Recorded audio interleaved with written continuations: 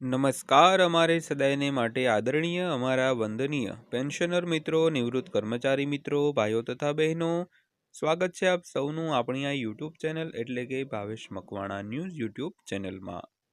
તો મિત્રો, આજની તારીખ 12/1/2026 વાર છે સોમવાર। તો આજના આપણી આ ચેનલના ત્રીજો વિડીયોમાં આપ બધાનું હાર્દિક સ્વાગત છે।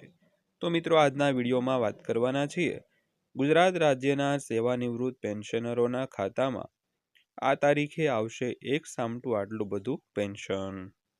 તો મિત્રો, ક્યારે એક સામટું પેન્શન આવશે અને શા માટે આવશે, કયા કારણોસર આવશે, જેની આજના વિડીયોમાં આપણે વિગતે ચર્ચા કરીશું। એટલે વિડીયો ખાસ કરીને અંત સુધી નિહાળી લેજો। અને હજી સુધી જો આપણી આ ચેનલ તમે સબસ્ક્રાઈબ ન કરી હોય તો ડેઈલી આવી જ માહિતીઓ માટે આપણી આ યુટ્યુબ ચેનલ પણ સબસ્ક્રાઈબ કરી લેજો મિત્રો। તો શરૂ કરીએ આજનો આ વિડીયો।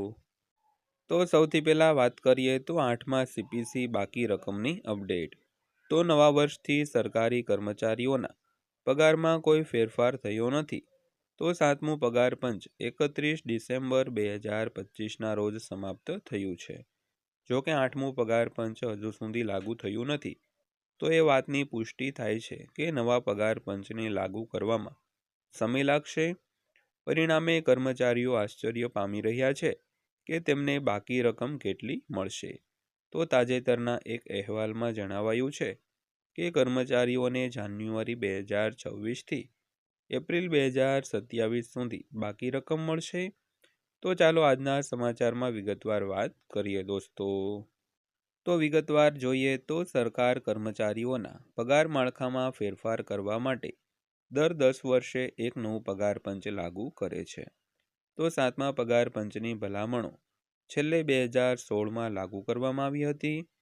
તો હવે 7મા પગાર પંચનો કાર્યકાળ 31 ડિસેમ્બર 2025ના રોજ સમાપ્ત થઈ ગયો છે। તો કર્મચારીઓ 8મા પગાર પંચના અમલીકરણની આતુરતાથી રાહ જોઈ રહ્યા છે।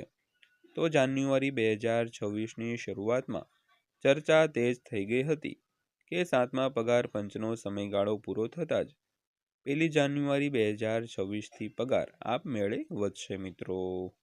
તો વાસ્તવિકતા કંઈક અલગ જ છે। વાસ્તવમાં સરકાર પગાર વધારા માટે કોઈ ઓટોમેટિક સિસ્ટમ લાગુ નથી કરતી। તો એવું નથી કે જૂનું પગાર પંચ સમાપ્ત થતાં જ કર્મચારીઓને નવા પગાર પંચ હેઠળ નવા પગાર મળશે। તો જાન્યુઆરી 2026માં કર્મચારીઓના પગાર કે પેન્શનમાં કોઈ ફેરફાર થયો નથી। જો કે 2027માં બાકી રકમ લાગુ કરવામાં આવશે ત્યારે પણ કર્મચારીઓને બાકી રકમની અપડેટ મળશે મિત્રો। તો ત્યારબાદ વાત કરીએ તો 8મું પગાર પંચ ક્યારે લાગુ થશે। તો સરકારી નિયમો અનુસાર કર્મચારીઓના પગારમાં સુધારો કરવા માટે દર 10 વર્ષે એક નવું પગાર પંચ લાગુ કરવામાં આવે છે। તો તેને આધારે નવું એવું માનવામાં આવતું હતું કે 8મા પગાર પંચની ભલામણો 1 જાન્યુઆરી 2026થી લાગુ કરવામાં આવશે। જો કે આનો અર્થ એ નથી કે નવો પગાર તે તારીખથી ઉપલબ્ધ થશે। તો પગાર પંચની ભલામણો પહેલાં તૈયાર કરવામાં આવે છે અને પછી સરકાર દ્વારા મંજૂર કરવામાં આવે છે મિત્રો। તો આ પછી નવું પગાર માળખું અમલમાં આવશે। અહેવાલો અનુસાર નવા પગાર સ્લેબનું નોટિફિકેશન 2026ના બીજા ભાગમાં અથવા તો 2027ની શરૂઆતમાં આવી શકે છે।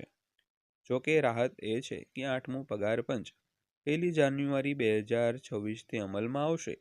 જ્યારે 8મું પગાર પંચ લાગુ થશે ત્યારે કર્મચારીઓ અને પેન્શનરોને તે તારીખથી તેનો લાભ છે તે મળશે મિત્રો। ધારો કે 8મું પગાર પંચ મે 2027 એટલે કે 5મા મહિનામાં 2027માં લાગુ થશે।